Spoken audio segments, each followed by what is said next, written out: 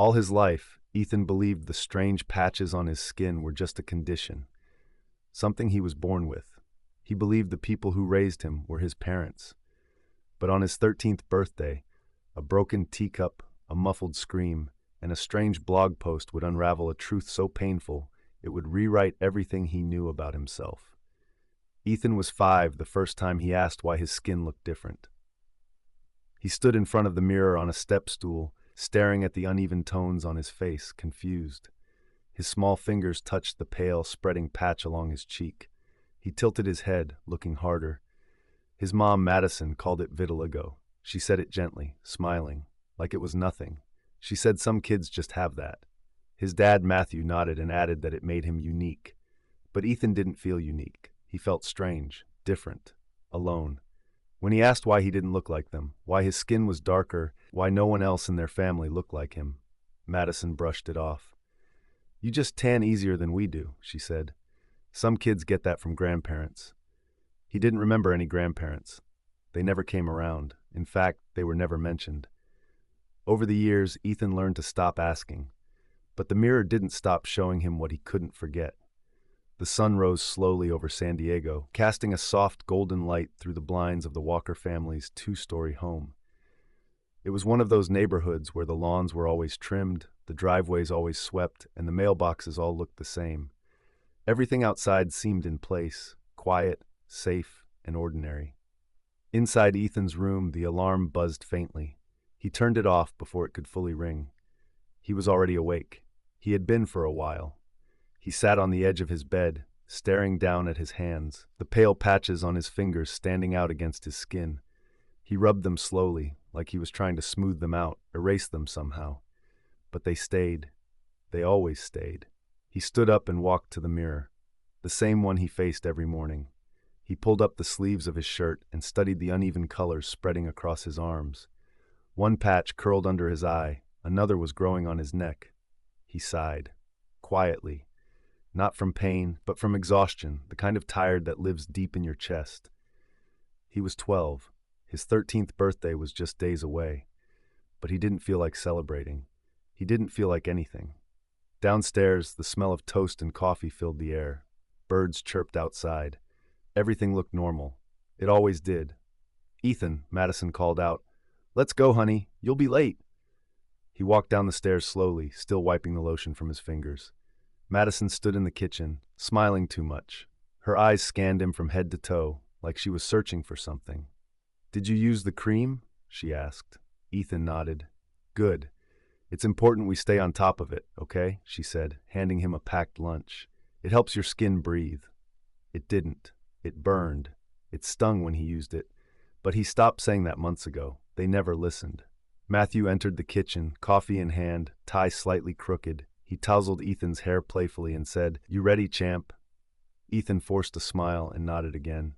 They were always cheerful in the mornings. Too cheerful. Like people trying to convince themselves that everything was fine. The ride to school was short, quiet. Matthew talked about work. Madison reminded Ethan not to forget his jacket. They both avoided asking him how he felt, because they already knew. At school, the hallways were noisy, but the whispers cut through louder than anything else. As Ethan walked past lockers and classroom doors, he felt the eyes. He always did. "Why does he look like that?" someone muttered behind him. "His skin looks like it's been bleached and then burned," another voice followed. He kept walking. He didn't flinch. He had trained himself not to. But inside it hurt, like it always had. He sat in class near the window, his eyes drifting outside more than they stayed on the board. He wasn't trying to escape the lesson. He was just trying to escape, period. At lunch, he sat alone at his usual table in the far corner. He watched other kids laugh, trade snacks, shout across the cafeteria. No one looked at him, except when they whispered. The only person who ever truly saw him was Olivia. But she hadn't arrived yet.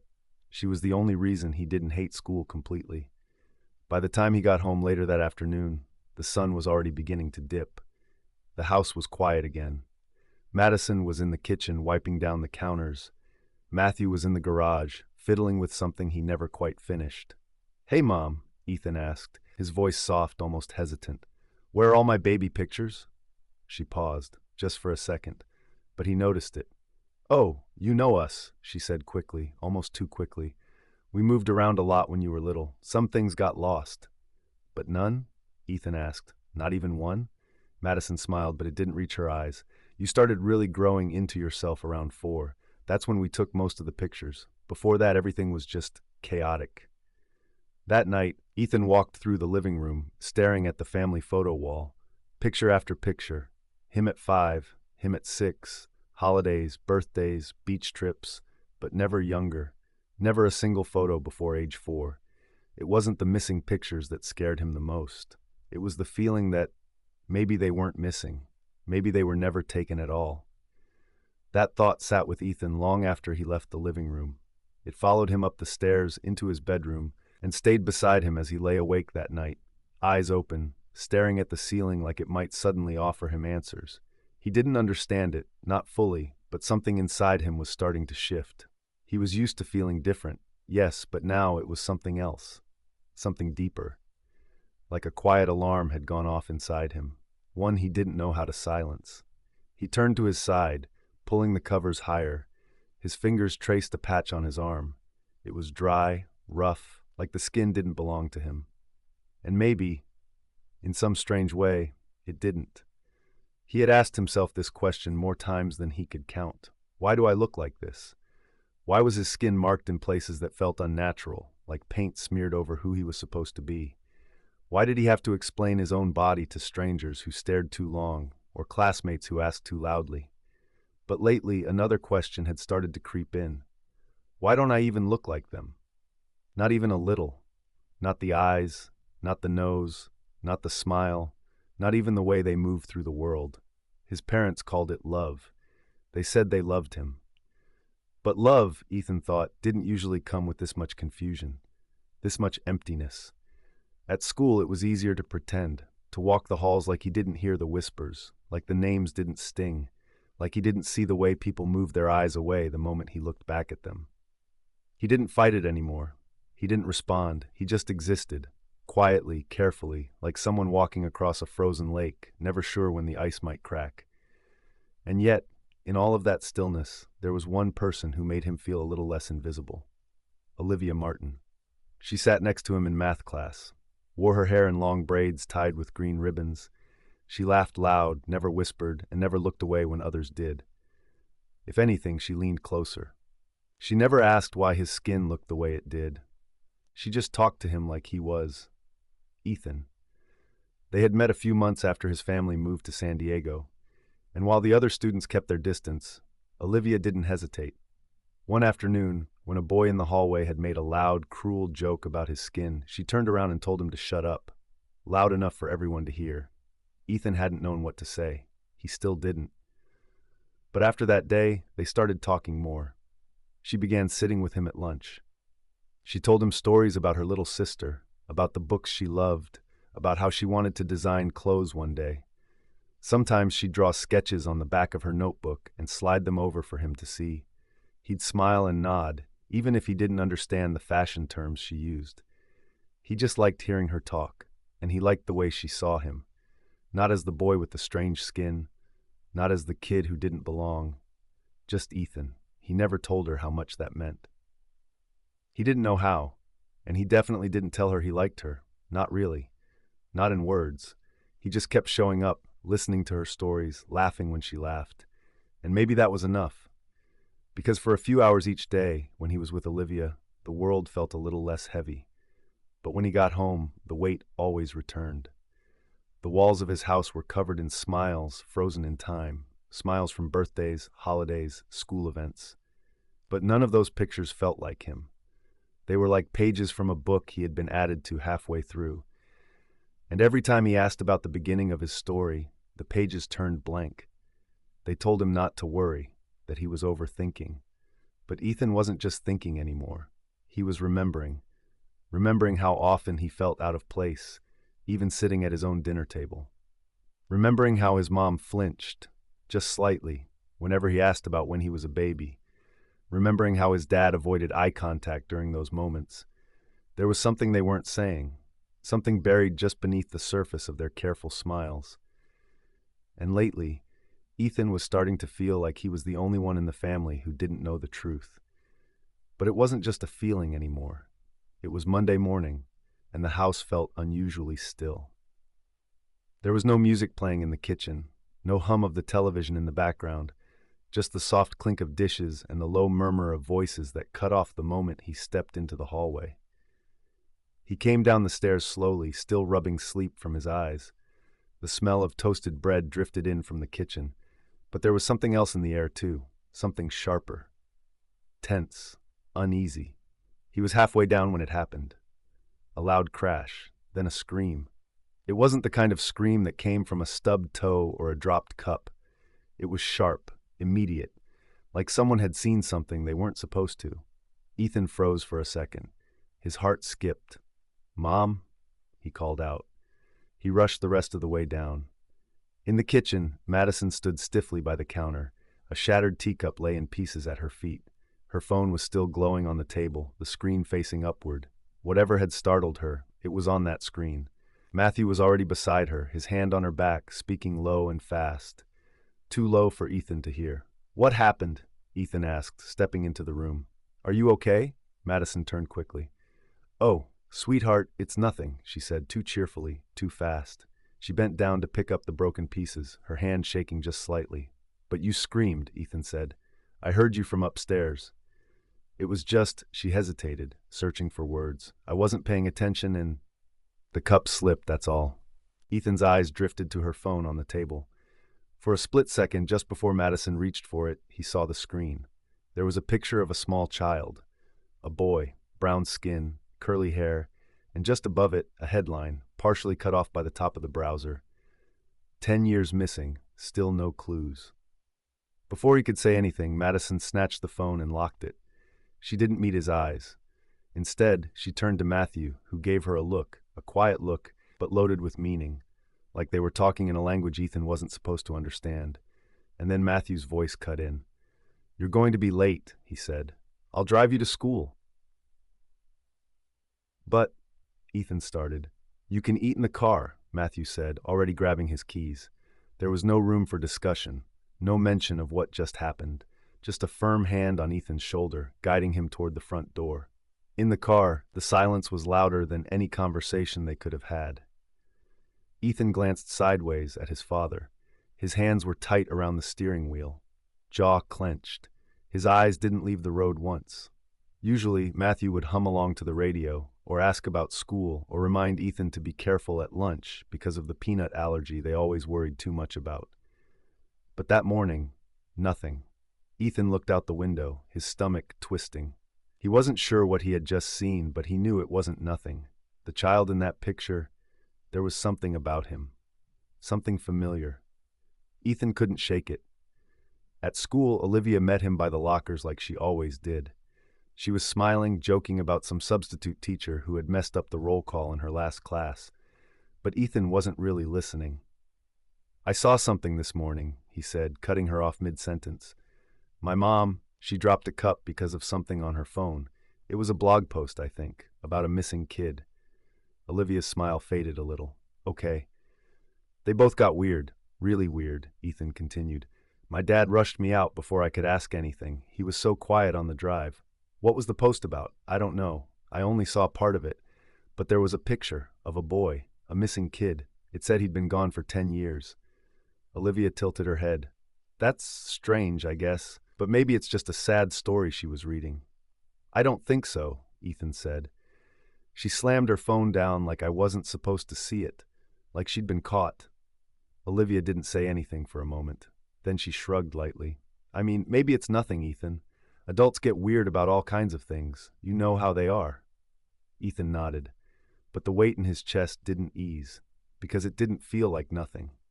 Later that week, he got his answer. It was late, well past dinner. Madison and Matthew didn't know he was still awake, but he had crept out of his room for a glass of water when he heard them whispering in the kitchen again. "They're still posting his face," Madison said, her voice low but sharp. "It's been years, Matthew. Why now?" "They must have updated the blog," Matthew replied. "Maybe they got a tip or something. But that picture's still there. That same damn picture." Ethan's feet froze in the hallway. There it was again, the blog, the same one from the morning Madison screamed, the same picture, the same boy. And suddenly, it all clicked into place. Every stare, every evasion, every missing photo, every moment his parents told him not to ask about the past. That blog wasn't just some article. It was a threat. To them, to him, to everything he thought he knew. And for the first time in his life, Ethan realized his parents were afraid. The night before his 13th birthday, Ethan couldn't sleep. The whispers, the looks, the fear in his parents' eyes. It had all been circling his mind for days, refusing to rest. That blog, that boy's face, the way they reacted to it, as if it wasn't just a story, but a secret they were trying to bury. He waited until the house was quiet, until the lights downstairs dimmed and the soft click of the dishwasher was the only sound left. Then he pulled the blanket over his head and turned on his phone. His fingers trembled slightly as he typed in the name he remembered from the top of the post, just the words he could recall. 10 years missing. The search results loaded slowly, his heart pounded louder with each second. And then there it was. The same blog, the same post. Still no clues in the case of Robert Brown Jr. He tapped it. A photo filled the screen. A toddler, maybe 3 years old, with big brown eyes, full cheeks, and a faint birthmark on his shoulder. The caption underneath read, "Robert Brown Jr. disappeared in a tragic accident 10 years ago. His mother, Emma Brown, has continued to search for him, refusing to give up hope." Ethan stared at the photo for a long time. There was something about that child. The shape of his eyes, the curve of his nose, the expression. It wasn't exact, he was older now, his face had changed, but something about it pulled at him. It was like looking at a distant version of himself. He scrolled further, more pictures. One of Robert sitting on a swing, another of him laughing in a car seat, and a final photo, low quality, possibly zoomed in, a close-up of his back showing a faint mark just below the shoulder blade. Ethan's hand moved slowly to the same spot on his own body. He lifted his shirt, leaned closer to the dim phone light, and there it was, the same mark. Before he could process it, before he could even breathe, his bedroom door flew open. "What are you doing?" Matthew's voice was sharp, too sharp. Ethan jumped, fumbling to turn off the screen. Matthew stormed across the room and grabbed the phone from his hands. His eyes landed on the open browser, on the name, the photo, the headline. "You're not supposed to be on that site," he snapped. Ethan, caught between confusion and rising fear, sat up straight. "Why are you so angry?" he asked. "It's just a post about a missing kid." Matthew's jaw tightened. "I told you not to go on that blog." "You never said that," Ethan replied, his voice rising just slightly. "You just told me to stop asking questions." Matthew didn't answer. He turned and walked toward the door. "What's wrong with you?" Ethan asked again, this time louder. "Why do you care so much about a kid that's not me?" Matthew didn't turn around. He simply said, "Go to sleep," and left the room, the door shutting harder than usual behind him. Ethan stared into the dark, his breath shallow. He knew something now. Maybe not the full truth, but enough to understand that he wasn't imagining things. That picture, that birthmark. The way Matthew reacted. He had seen panic in his father's eyes. Not worry, not concern, panic. The next day, he couldn't focus on anything. His birthday had arrived, but it felt hollow. The decorations were up, balloons, streamers, his favorite cake from the bakery down the street. But it all felt like a performance, like his parents were trying to distract him from something they couldn't hide anymore. As soon as he got to school, he pulled Olivia aside. He told her everything. About the blog, the child's photo, the mark on his back, the way Matthew had grabbed the phone and stormed out like he'd been caught doing something criminal. Olivia didn't joke this time. She didn't brush it off like she had before. She listened, carefully. And when he finished, she looked at him quietly for a moment before saying, "Ethan, maybe there's something they're not telling you." Those words echoed in his head the rest of the day. Because deep down, he already knew. There was more, and it was just starting to unravel. That evening, the sky outside turned a dusty orange, the kind that usually made Ethan feel calm. But not today. Today, his birthday felt like a countdown, a ticking clock toward something he couldn't quite name, but he could feel it, like thunder in his chest. The house was quiet when he finally stepped into the living room. The decorations still hung limply from the ceiling. Streamers curled slightly at the ends. The cake sat on the table, half untouched. His name written across the top in blue frosting, but it didn't even look like his name anymore. He found them in the kitchen. Madison was rinsing dishes. Matthew leaned against the counter, scrolling through something on his phone. They looked normal. Too normal. Ethan took a breath. "Who is Robert Brown, Jr.?" The sound of water running stopped. Madison's hand froze on the dish in her grip. Matthew looked up slowly. "What?" Madison asked, turning around, her face carefully neutral. "I saw the blog," Ethan said. "I saw the picture. I saw the mark on his back, the same mark I have." Silence. He stepped further into the room. "Why do I look different? Why aren't there any pictures of me as a baby? Why do we keep moving every time I make a friend? Why won't either of you tell me the truth?"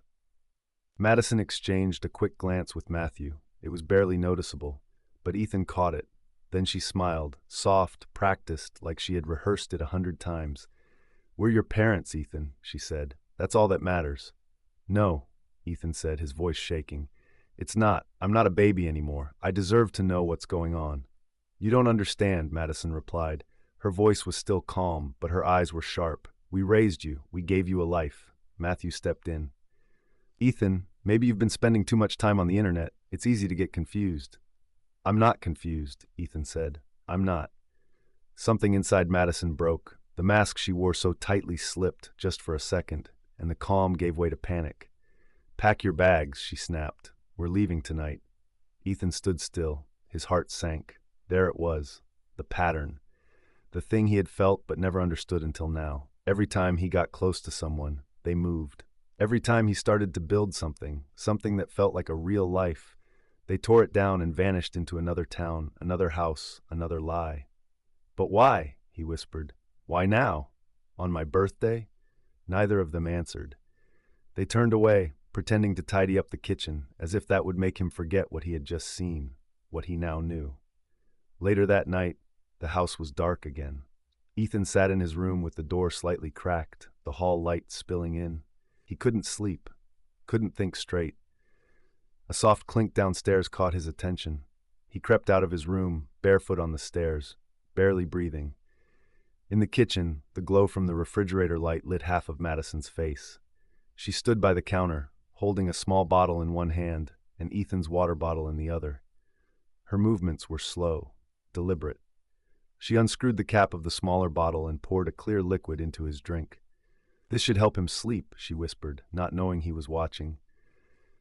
Matthew stood beside her, his voice low. "We can't risk him going back to that blog." Ethan's stomach dropped. He backed up slowly, careful not to make the stairs creak. His heart was pounding so loud he was afraid they might hear it. Whatever this was, whatever they were planning, it was no longer about protecting him. It was about keeping him quiet. And Ethan knew, in that moment, that he couldn't trust them anymore. Ethan didn't wait for morning. He didn't wait for another lie or another forced smile or for the drug in the water bottle to make its way to his lips. As soon as the kitchen lights dimmed and the house slipped into silence, he slipped out the front door with nothing but his phone, a hoodie, and the fear that was now fully alive in his chest. The night air hit him like a wave, cold, sharp, but he didn't stop. He ran, down the sidewalk, past the quiet rows of identical houses, past glowing porch lights and parked cars. His legs burned, but he didn't care. His breath caught in his throat, but he didn't stop. He didn't know exactly where he was going, only that it had to be somewhere safe, somewhere where the truth could be spoken out loud. And finally he saw it. The faded blue sign of the nearest police station flickered beneath a street lamp. A small building, half asleep like the rest of the city. But to Ethan, it looked like hope. He pushed open the doors and stumbled inside, panting, eyes wide. A tired-looking officer behind the desk looked up. "Hey, buddy, you okay?" Ethan nodded too quickly, then shook his head. His voice cracked as he spoke. "My parents, I don't think they're really my parents." The officer straightened. "What do you mean?" "They tried to drug me," Ethan said, his voice trembling. And there's this blog. There's a picture, a missing kid. I think it's me." The officer stood up slowly. "Wait here," he said. Within minutes, Ethan was in a small room, sitting across from the chief of police, a man with gray in his beard and calm in his eyes. Ethan repeated everything. From the lotion that stung his skin to the photo he saw online, to the way Madison whispered, "This should help him sleep." The chief didn't interrupt. He listened, carefully. When Ethan finished, the man leaned back in his chair, the lines around his eyes tightening. "What's the name of the blog?"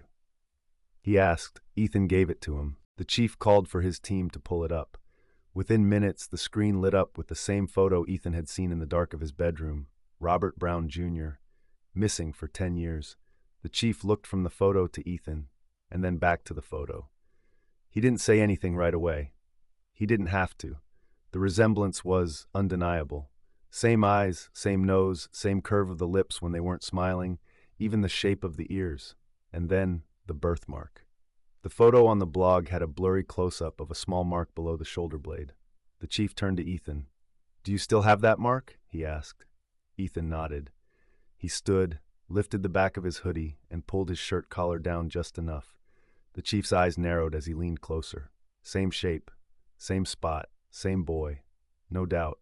He called for 2 officers immediately and gave a single order: "Find the walkers. Bring them in."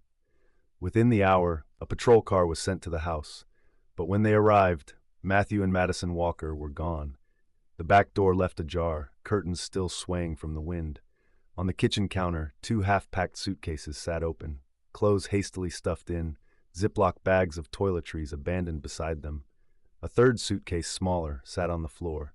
Inside it, Ethan's pajamas, his toothbrush, his favorite book, the one Olivia gave him. They had planned to take him again. But they didn't get the chance. Back at the station, the chief stared at the blog post, then at Ethan, who now sat quietly, his eyes locked on the floor, still trying to make sense of what his life had just become. A call was made. Emma Brown, the mother of Robert Jr., was found after few hours. She was still in the same city, still posting, still waiting, still searching. When she got the call, she didn't ask for proof. She didn't ask for details. She just whispered, "Where is he?" and ran out the door. She arrived at the station an hour later, disheveled, shaky, hopeful in a way that looked almost painful, like a person who had spent 10 years walking through fog, suddenly seeing a light. Ethan looked up when the door opened. She stepped inside, and the moment she saw him, her breath caught in her throat. Her eyes widened, and her hand flew to her chest. "Robert," she whispered. Ethan didn't know what to say. He couldn't move. She took a few steps forward, eyes filling with tears. "Oh my God, Robert." Her voice cracked. She was trembling. Ethan watched her like she was a dream, like he might wake up and she'd vanish. "I know it's you," she said softly. Her voice broke again, and she looked to the chief. "There's a mark on his back. He was born with it, a little star-shaped mark just below his left shoulder." The room fell still. Ethan stood slowly, hands shaking. He turned around and pulled his shirt up. Gasps filled the room. There it was, clear, unmistakable, a star-shaped birthmark, the same one from the old photo, the same one on Robert Jr. Emma covered her mouth and dropped to her knees. Sobs escaped her lips as she whispered his name again and again. Ethan stood frozen. He didn't cry. He couldn't. His body wouldn't let him. It was like the moment hadn't fully reached him yet, like his mind was still trying to process what this all meant. She reached for him carefully, not wanting to scare him. "I thought I lost you," she said, "but I never stopped looking, not for one day." Ethan slowly sat beside her on the floor. He didn't understand everything. He didn't have all the answers. But in that moment, as she held his hand in hers, there was something inside him, an old, aching emptiness that began to shift, not disappear, but shift. Emma wiped her tears and began to speak. "We were in the car," she said. "Me, your dad, and you. It was your 3rd birthday. We were driving to a family event outside the city." Her voice softened. "There was a truck. I don't remember what happened. I just remember the sound, the screech, the glass, and then darkness." She paused, staring ahead, lost in memory. "When I woke up, they told me your father didn't make it. I asked for you, over and over, but they said you weren't in the car. They said it was just me and your dad, that they didn't find a child." Her hands trembled again. "But I knew better. I knew I hadn't imagined you. I knew someone had taken you." She looked at him, her eyes red but certain. "I filed reports. I searched everywhere. I created that blog myself. I posted your pictures every year. I kept telling people, someone has my son." And now, here he was, right in front of her. No longer 3. No longer laughing in a car seat, but 13, confused, quiet, and scarred by the lies that had wrapped around his life like a blanket too tight to breathe through. The chief of police sat back in his chair, the weight of the truth hanging over the room like a cloud. There would be investigations, DNA tests, court orders, but none of that mattered in this moment. Because for the first time in 10 years, Robert Brown Jr. was no longer missing. 3 days later, Matthew and Madison Walker were found hiding in a rundown motel just outside the California border. The stolen car they were driving had been abandoned 2 blocks away. Inside, officers found a backpack with Ethan's initials still stitched into the fabric. When brought into custody, they didn't resist. They sat in separate interrogation rooms, but their stories matched. No more lies, no more dancing around the truth. They confessed. They had seen the crash. They were a few cars behind when it happened. By the time they pulled over and ran to the wreckage, the sirens were still far away. They claimed they heard a child crying near the bushes, unharmed, alone. His father had died instantly. His mother was unconscious and bleeding in the driver's seat. Matthew had carried the child away before anyone else arrived. They didn't plan it, they said. Not at first. It was impulse. Desperation. Madison had always wanted a baby, but after Matthew's diagnosis and their prior convictions, adoption agencies shut every door in their faces. So when they found Robert, they made a choice. They changed his name, moved to a new state, told their neighbors he was adopted. But when people asked too many questions, especially about his skin, they panicked. And that's when the lotion began. Bleaching creams, fading serums, things no child should have been made to use. We didn't do it to hurt him, Madison said, her voice breaking. We just didn't want to lose him. But they had already lost him, long ago, and now they had to face what they'd done. Meanwhile, Ethan, Robert, was placed in Emma's custody. The court approved it after a DNA test confirmed what the heart had already known. The first days were hard. He didn't call her mom. Not yet. He didn't know how. There were moments of silence at the dinner table, awkward glances, strange pauses between small talk. Emma gave him space. She didn't push. Instead, she told him stories. Stories about his father, his first laugh, the way he used to hide Cheerios in his pockets. She showed him baby photos, drawings he made with crayons, even a tiny sock she had kept all these years. Each memory was a thread, stitching his past back together. Robert started therapy soon after. He talked about the bullying, the confusion, the questions he had buried for years. He talked about the skin creams, the way it burned, the way it made him feel invisible. And he talked about Matthew and Madison. They lied to me, he told his therapist one afternoon, but they hugged me when I was scared. They stayed up when I had nightmares. They showed up for every school play, every dentist appointment. They loved me in their own way. He paused, then added, I don't know how to feel. I think I miss them, but I don't know if I should. The truth is, he wasn't angry. He was just tired. Tired of pretending. Tired of not knowing who he really was. But little by little, things began to change. He and Emma started walking together after dinner. They laughed more. He shared stories about Olivia, about school, about how much he hated math but loved science. One morning, as she dropped him off at school, he turned and said softly, See you later, Mom. It wasn't perfect. It wasn't whole, but it was real. And that was enough. Ethan, now Robert, lost everything he thought was real, only to find a truth far deeper than he ever expected. He discovered a mother who never stopped loving him, who never gave up, who held on for 10 long years through silence, doubt, and dead ends.